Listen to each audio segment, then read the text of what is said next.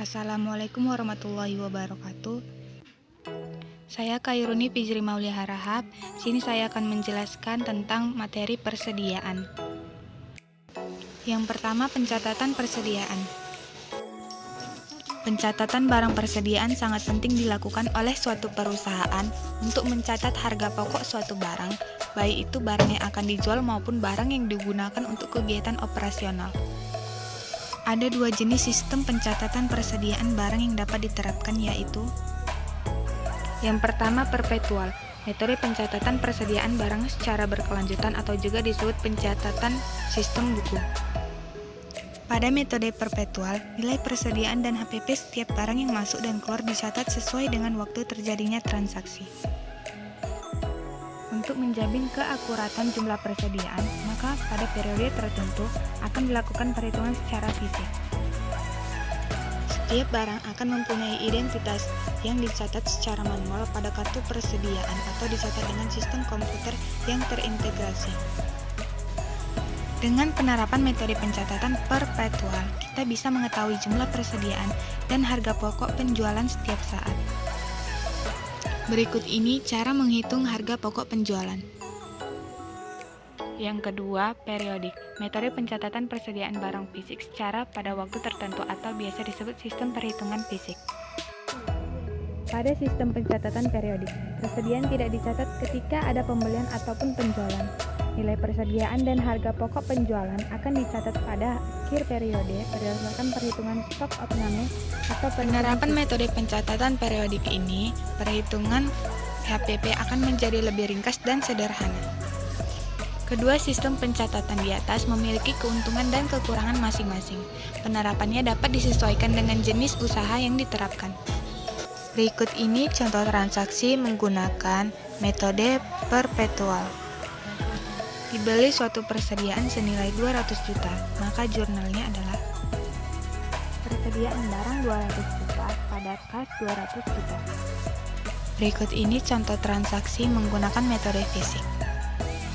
Dibeli suatu barang persediaan senilai 500.000, maka jurnalnya adalah pembelian 500.000 di sebelah debit pada kas 500.000 di sebelah kredit. Yang kedua, pengklasifikasian. Pengklasifikasian dibagi menjadi dua, yaitu persediaan perusahaan dagang dan perusahaan manufaktur. Pada perusahaan dagang hanya ada satu akun persediaan, sedangkan pada perusahaan manufaktur ada 5. Yang pertama, 1 barang dagang, yang kedua bahan baku, yang ketiga barang pembantu, yang keempat barang dalam proses, dan yang kelima barang jadi. Dan yang terakhir kita akan membahas penilaian persediaan. Tujuan dilakukan metode ini adalah untuk membandingkan biaya dengan pendapatan yang saling berkaitan dalam rangka menghitung laba bersih pada akhir periode atau pada waktu penutupan atau dalam menyusun laporan keuangan. Persediaan harus dihitung menurut persatuannya maupun nilainya karena persediaan tersebut mempunyai pengaruh yang sangat besar terhadap kelayakan atau kewajaran laporan keuangan untuk tahun yang bersangkutan. Menurut Ikatan Akuntan Indonesia, ada beberapa metode penilaian persediaan. A. Metode FIFO, B. Metode LIFO, C. Metode rata-rata, D. Metode identifikasi khusus, yang E. Metode eceran. A. Metode FIFO.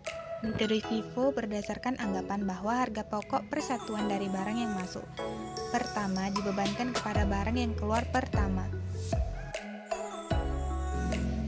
B. Metode LIFO. LIFO merupakan metode persediaan yang berbanding terbalik dibandingkan dengan FIFO. Sebab LIFO akan menjual produk yang baru masuk ke dalam stok daripada produk lama apabila produk tersebut sedang dicari oleh para pelanggan. Terakhir ada metode rata-rata yang digunakan untuk mencari tahu harga jual dari sebuah produk sesuai dengan harga beli produk. Caranya adalah dengan menggunakan perhitungan biaya rata-rata per unit. Rumus metode average yaitu harga total dibagi harga unit.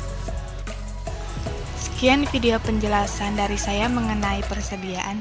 Assalamualaikum warahmatullahi wabarakatuh. Terima kasih, semoga bermanfaat.